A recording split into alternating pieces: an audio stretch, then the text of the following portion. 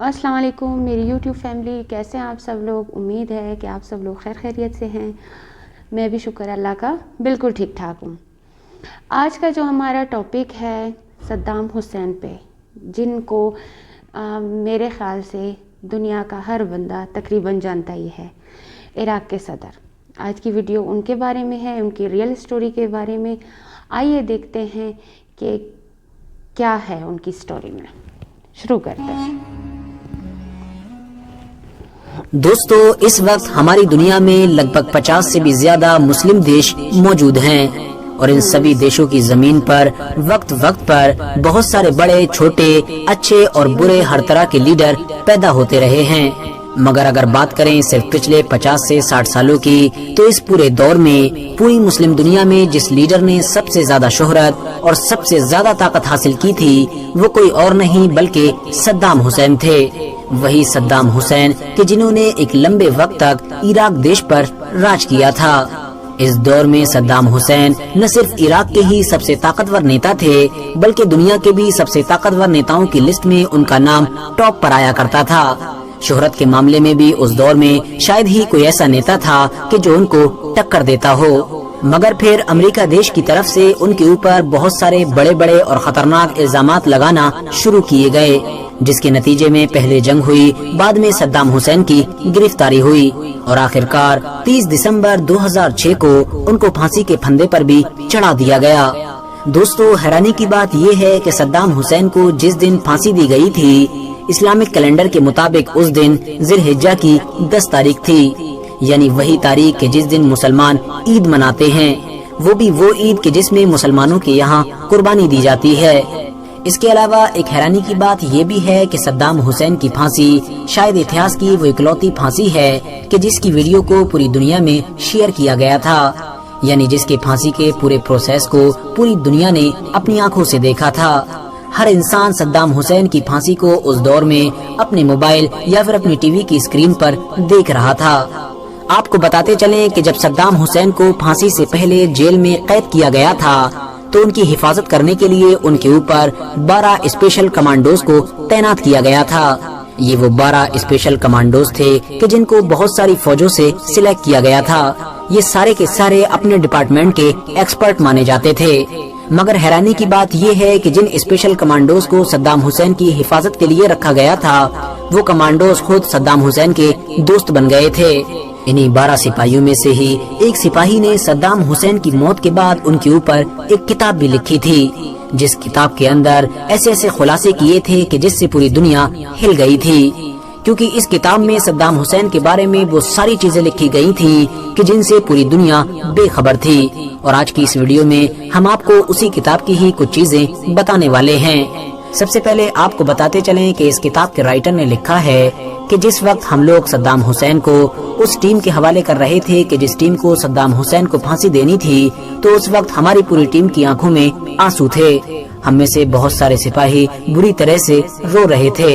इसके अलावा राइटर ने अपने ही एक साथी यानी एडम का हवाला देते हुए लिखा है कि हमने कभी भी सद्दाम को एक जालिम और कातिल इंसान के तौर पर नहीं देखा, बल्कि हम तो उनको अपने ग्रैंडफादर के तौर पर देखा करते थे।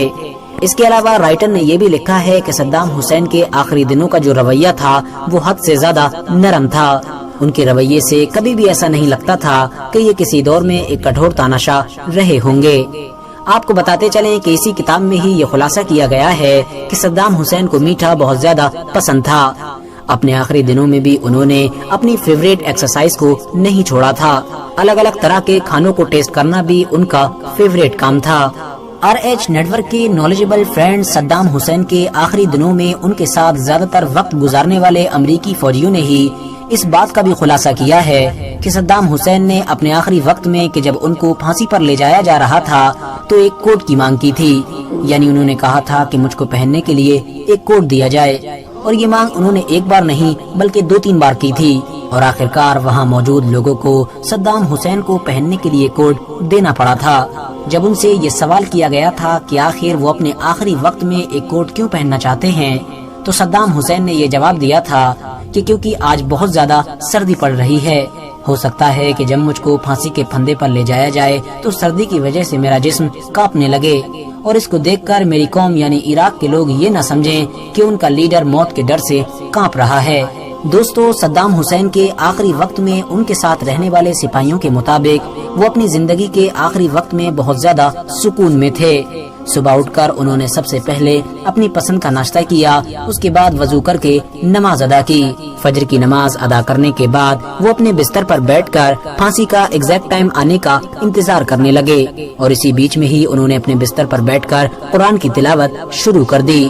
دوستو، ان کے ساتھ رہنے والے سپاہیوں کا ماننا ہے کہ اس وقت میں صدام حسین بہت زیادہ مسکرا رہے تھے، اور یقیناً یہ مسکراہٹ امریکی سینکوں کو بھی بہت زیادہ کنفیوز کر رہی تھی، کیونکہ ان کو حیرانی تھی کہ آخر ایک انسان اپنی موت سے چند لمحے پہلے اتنے زیادہ سکون اور اطمینان میں کیسے رہ سکتا ہے۔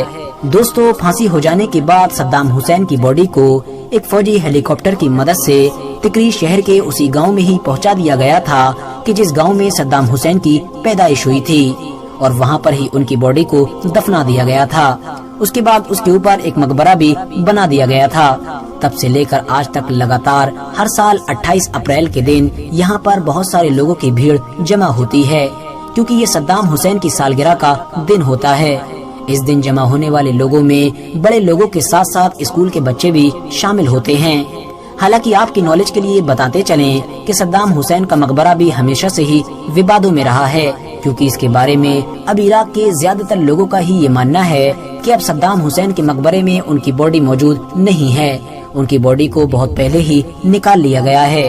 اب یہ باڈی ان کی قبر سے کس نے نکالی، اس بارے میں الگ الگ رائے رکھی جاتی ہیں۔ کچھ لوگوں کا ماننا ہے کہ جب سن 2015 کے قریب میں عراقی فوج اور ISIS کے بیچ لڑائی شروع ہوئی تھی تو اسی لڑائی میں ہی صدام حسین کے اس مقبرے کو تباہ کر دیا گیا تھا، جس کی وجہ سے ان کی لاش بھی ان کی قبر سے غائب ہو گئی تھی۔ جبکہ کچھ لوگوں کا یہ بھی ماننا ہے کہ ایک ایسا شیعہ سنگٹھن کہ جو صدام حسین سے حد سے زیادہ نفرت کیا کرتا تھا، اس نے صدام حسین کے مقبرے پر بم سے اٹیک کر کے ان کی باڈی کو ان کی قبر سے غائب کر دیا ہے۔ جبکہ بچے ہوئے لوگوں کا یہ بھی ماننا ہے کہ صدام حسین کی باڈی کو ان کی قبر سے ان کے کسی دشمن نے غائب نہیں کیا ہے، بلکہ ان کی خود کی بیٹی حالہ کہ جو جارڈن میں رہتی ہیں، وہ ایک بار اپنے پرسنل پلین سے چپکے سے عراق آئی تھی، اور عراق آ کر اپنے والد کی قبر سے ان کی باقیات کو نکال کر اپنے ساتھ جارڈن لے گئی تھی۔ حالانکہ اس بات میں کوئی شک نہیں ہے کہ صدام حسین کی قبر کے ساتھ کچھ نہ کچھ تو ضرور ہوا تھا۔ فی الحال دوستو، آج صدام حسین کی ایک عظیم لیڈر کی کہ کس طرح انہوں نے ایک زندگی گزاری اور کس طرح اپنے پھانسی کے وقت بھی ان کی اتنی ایک اعلیٰ قسم کی سوچ تھی کہ ٹھنڈ کی وجہ سے انہوں نے کوٹ مانگ کے پہنا کہ کہیں میں ٹھنڈ سے کانپ نہ لوں، اور میری اگر عوام دیکھے گی تو وہ سوچے گی کہ یہ کتنا کمزور انسان ہے۔ تو واقعی میں وہ ایک بہت ہی عظیم لیڈر تھے، اور ہمیشہ جب تک دنیا ہے میرے خیال سے ان کا نام بھی یاد رہے گا۔ تو آپ لوگوں کو اس بارے میں کیا رائے ہے، مجھے اپنی قیمتی رائے سے ضرور آگاہ کیجیے گا، اور پلیز میرے چینل کو ضرور سبسکرائب کیجیے گا۔ دعاؤں میں یاد رکھیے گا۔ اللہ حافظ۔